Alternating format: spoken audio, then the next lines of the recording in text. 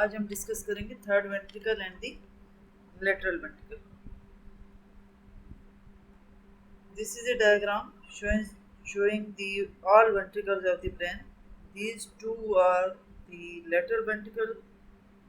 This is the anterior horn of the lateral ventricle. This is posterior horn, and this is the inferior horn. And these two lateral ventricles are the cavities of the cerebral hemisphere or the telencephalon. This is foramen. This is the third ventricle, and there should be the presence of the interventricular foramen, which is also called the foramen of Monro. This foramen of Monro communicates these two lateral ventricles with each other, and also it communicates the third ventricle with the lateral ventricle. This is third ventricle, and this is the lateral ventricle. This foramen also communicate these two ventricles, mean two lateral ventricles with each other, and also the lateral ventricle with this third ventricle. And there should be the presence of the cerebral aqueduct, and this is the cavity. Third ventricle is the cavity of the diencephalon. That means the thalamus and hypothalamus. While the cerebral aqueduct is the cavity of the midbrain, which is also known as the duct of Sylvius. And this is the fourth ventricle, which is the cavity of the pons and medulla. This fourth ventricle is going to show these two lateral opening are known as the foramen of Leschka, while there should be the presence of a single median aperture known as the foramen Magendie.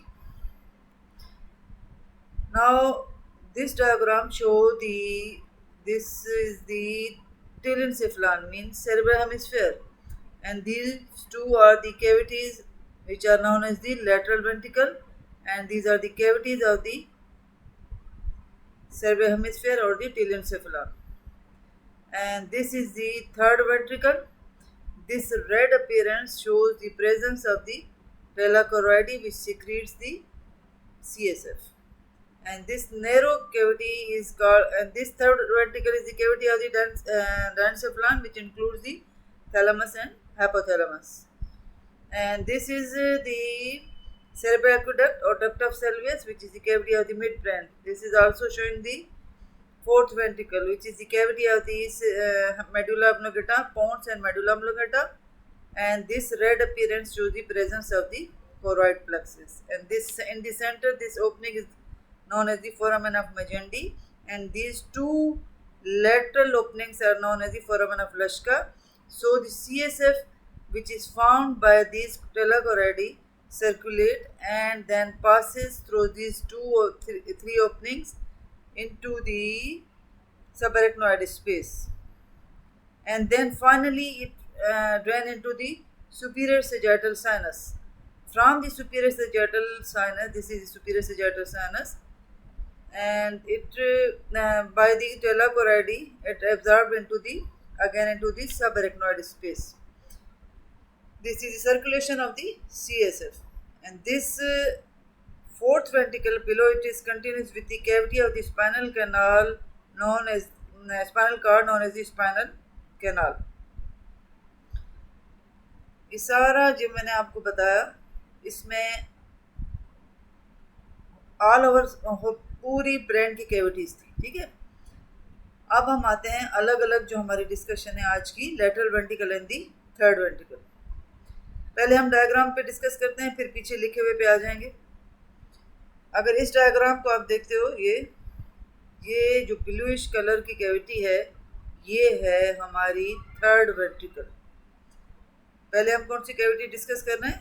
Third ventricle, which is the cavity of the thalamus and hypothalamus.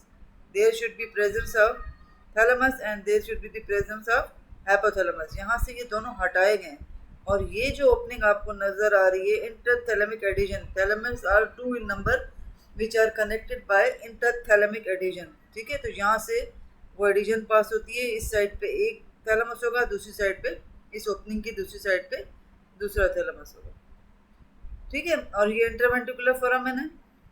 अब इस third ventricle की cavity की अगर हम बात करते हैं boundaries की। किसकी? बाउंड्रीज की। तो आप बाउंड्रीज में ये डायग्राम भी देख सकते हैं। ये वही थर्ड वेंट्रिकल है, ये जगह है जो इंडिकेट करिए प्रेजेंस ऑफ थैलेमस, और ये क्या है? हाइपोथैलेमस। ठीक है, थर्ड वेंट्रिकल का ये रूफ हो गया, ये यहाँ से लेके यहाँ तक फ्लोर हो गया, ये एंटीरियर वाल हो गई, और ये पोस्टीरियर वाल हो गई। रूफ में क्या मौजूद है? ये जो आपको इससे स्ट्रक्चर नजर आ रहा है, this is the tela choroidea. तो roof is bounded by the tela choroidea. Why the anterior wall में आपको क्या नजर आ रहा है?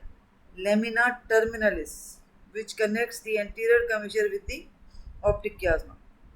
और फ्लोर में आप यहाँ पे देखो, ये पिट्यूटरी ग्लैंड तो दूर है, उसका इन्फंडिबुलम आ रहा है, infundibulum of the pituitary gland, and these are the tubers cinereum, this is mammillary body and tegmentum of the mid brain. या आप ऐसे भी कह सकते हो, यहाँ पे लोकेशन होगी, आगे जाओगे तो पोस्टीरियर परफोरेटेड सब्सटेंस है। क्या है? Posterior perforated substance. तो floor of the third ventricle में कौन कौन से स्ट्रक्चर आ गए? Infundibulum, tubers cinereum and mammillary body and posterior perforated substance. ये जो आपको एरिया नजर आ रहा है, this is the tegmentum of mid brain, और ये मिड ब्रेन की कैविटी है जिसको हमने कहा सेरेब्रल एक्वेडक्ट। ठीक है, पोस्टीरियर वाल पे कौन से स्ट्रक्चर आ रहे हैं? सुप्रा मार्जिनल रेसेस, ये पाइनियल बॉडी है, ये वहाँ पे पाइनियल रेसेस है। ठीक है, ये जो ऐसे ये स्ट्रक्चर बन रहा है। फिर यहाँ पे tegmentum ऑफ मिड ब्रेन है। ठीक है, तो these are the structure forming the posterior wall of the third ventricle. ठीक है, अब यही पीछे हमने लिखा हुआ है यहाँ पे थर्ड वेंट्रिकल, इसकी walls roof is form by the tela choroidea जो मैंने डायग्राम में दिखाया। Floor is made up of optic chiasma, tuber cinereum, infundibulum, mammillary bodies and posterior perforated substance. और कुछ अपर मोस्ट पार्ट आता है किसका? tegmentum of the mid brain. Anterior wall में मैंने कहा डेलिकेट लेमिना टर्मिनलिस थी। Posterior wall is form by the stalk of the pineal gland, हैबेन्युलर कमिश्चर। ठीक है, तो रूफ जो है वो मैंने कहा टेला कोरोइडी से कवर्ड है, तो उसमें एपिंडाइमल की कवरिंग होगी। किसकी? रूफ में। Roof of the third ventricle is form by thin layer of the ependyma. Ependyma में ही जब ब्लड वेसल्स आती हैं तो हम उनको क्या कहते हैं? टेला कोरोइडी। फिर आता है लेटरल वाल।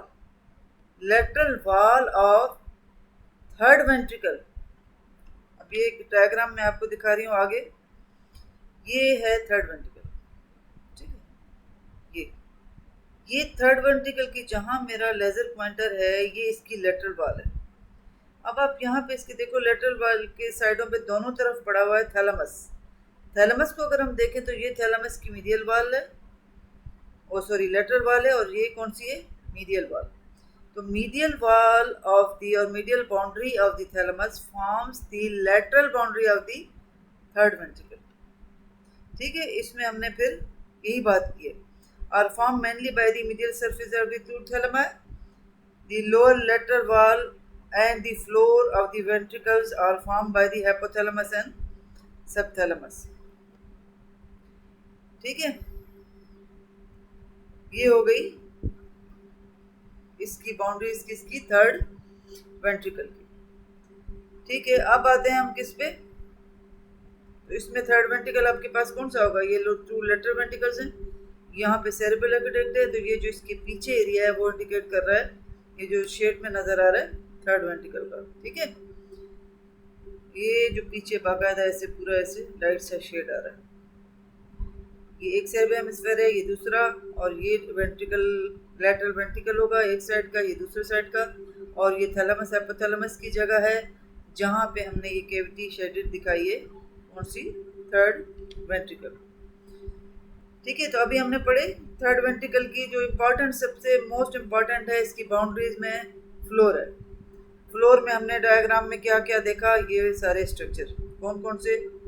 ऑप्टिक कियाज्मा भी आ रहा है, मेनली हमारे पास ये ट्यूबर साइनेरियम है, और यहाँ पे इन्फंडिबुलम है, ये इन्फंडिबुलम है, ये ट्यूबर साइनेरियम है, ये मेमुलरी बॉडी है, और यहाँ पे पोस्टीरियर परफोरेटेड सब्सटेंस, और यहाँ पे ये आता है tegmentum of the mid brain. ये स्ट्रक्चर है फ्लोर। यही स्ट्रक्चर जो floor of the third ventricle बना रहे हैं, यही स्ट्रक्चर आएंगे थैलेमस के फ्लोर पे, क्योंकि ये जो ऊपर जगह है ये सॉरी हाइपोथैलेमस के, ये ऊपर जो जगह है ये थैलेमस की है और ये नीचे जो जगह है ये किसकी है, hypothalamus की। तो these with the structures which form the floor of the third ventricle also forms the floor of the hypothalamus। ठीक है, हो गया। अब हम आते हैं किसमें, अब ये थर्ड वेंट्रिकल ये भी वही है। इसमें यहाँ पे आप देखो तो इसमें कोराइड प्लक्सिस पड़ा हुआ है। कोराइड प्लक्सिस क्या है, जो कि CSF को सिक्रेट करता है। ठीक है, अब हम आते हैं किस पे आगे। ये डायग्राम क्या शो कर रही है, ये भी वही डायग्राम है, ऑक्सीपिटल पार्ट से दिखाई गई है कि ये दो लेटरल वेंट्रिकल हैं, ये इंटरवेंट्रिकुलर फोरामेन या हम फोरामेन मोनरो भी कह सकते हैं। ये रेड कलर का है जो ये थर्ड वेंट्रिकल है। ये छोटी सी जो इससे नीचे ब्लू कंटिन्यूस हो रही है ये cerebral aqueduct which is the cavity of the mid brain. और ये फोर्थ वेंट्रिकल है जो नीचे कंटिन्यूस हो रही है स्पाइनल कार्ड की कैविटी स्पाइनल कैनाल से। यहाँ पे ये फोरामेन लश्का होंगे और सेंटर में क्या होगा, फोरामेन ऑफ मेजेंडी। अब ये वो इंटरथैलेमिक एडिशन की पॉइंट दिखाई गई है। ये 2 thalami because the thalami are of 2 in number while the hypothalamus is single in number। ठीक है, and 2 thalami are connected by the interthalamic adhesion। ये वो स्पेस जो मैंने दिखाई है यहाँ पे, ये वो स्पेस है जिससे इंटरथैलेमिक एडिशन पास होती है। इसकी एक साइड पे ऑक्युपाई करेगा एक साइड का थैलेमस और दूसरी साइड पे ऑक्युपाई करेगा दूसरी साइड का। राइट एंड लेफ्ट थैलेमाई होते हैं और they are connected by interthalamic adhesion. और ये वो पॉइंट है जहाँ से इंटरथैलेमिक एडिशन पास हो रही है। ठीक है, अब ये था ऑल अबाउट थर्ड वेंट्रिकल।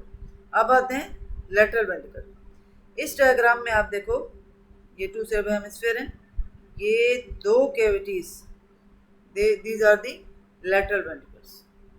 तो लेटरल वेंट्रिकल किसकी कैविटी है, कैविटी ऑफ दी टेलेंसेफेलन और दी सेरेब्रल हेमिस्फीयर। और कितने नंबर हैं इसके, 2 इन नंबर।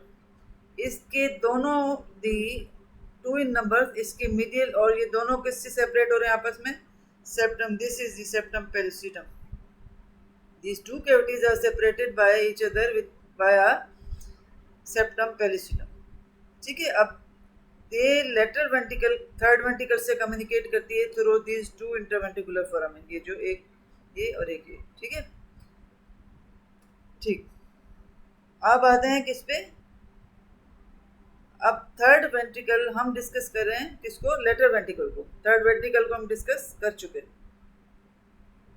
अच्छा, अब इसमें कंपोजिशन क्या होगी, जो हर वेंट्रिकल में है CSF और each is ventricle is lined by the ependyma simple columnar epithelium. ठीक है, और डिफरेंट इसके पार्ट कौन से हैं, ये जो हमारे पास लेटरल वेंट्रिकल इस व्यू में दिखाया है, ये एंटीरियर हॉर्न है, ये पोस्टीरियर हॉर्न है, this is inferior horn. Anterior horn is located in which lobe, frontal lobe. Posterior horn is located in which lobe, occipital lobe. Inferior horn is located in the temporal lobe. ठीक है, अब ये इसका body का central part है, पूरी body ये central part of the lateral ventricle. तो central part of lateral ventricle का अगर एक्सटेंशन पढ़ो तो उसके लिए आप ये डायग्राम देखनी पड़ेगी। ये यहाँ पे क्या है, इंटरवेंट्रिकुलर फोरामेन, और यहाँ पे ये क्या है, पोस्टीरियर कमिशर एपिथैलेमस। तो यहाँ तक उसकी एक्सटेंशन होती है किसकी, बॉडी ऑफ दी या central part of the lateral ventricle. ठीक है, तो इसमें यहाँ पे मैंने लिखा भी हुआ है central part of the lateral ventricle irregular cavity है और इसकी एक्सटेंट कहाँ से, which extend from the interventricular foramen to the splenium of capsule. अब यहाँ पे splenium of the corpus callosum, यहाँ इस डायग्राम को आप देखो, ये कार्पस कैलोजम है। कार्पस कैलोजम का ये रोस्ट्रम है, ये जेन्यू है, ये बॉडी है और ये है स्प्लीनियम। तो अगर आप पर्टेन करो कि यहाँ पर अगर लेटरल वेंट्रिकल है एक साइड की, तो उसकी जो ये सेंट्रल पार्ट होगा कहाँ से कहाँ एक्सटेंड करेगा, अगर यहाँ पे इंटरवेंटिकुलर फोरामेन है और यहाँ से लेके स्प्लेनियम तक। ठीक है, तो ये बॉडी की एक्सटेंशन है उसकी लेटरल वेंट्रिकल की। ठीक है, कोरोनरी सेक्शन हम जब देखते हैं तो ये ट्रायंगुलर होता है और रेक्टेंगुलर पोस्टीरियर नजर आता है। अब हम इसकी लेटरल वेंट्रिकल की ओवरऑल पहले बाउंड्री इसकी पढ़ेंगे, फिर हर हॉर्न की बाउंड्री अलग पढ़ेंगे। पहले हम कहते हैं कि ये हमारे पास ये भी एक साइड का लेटरल वेंट्रिकल है, ये दूसरी साइड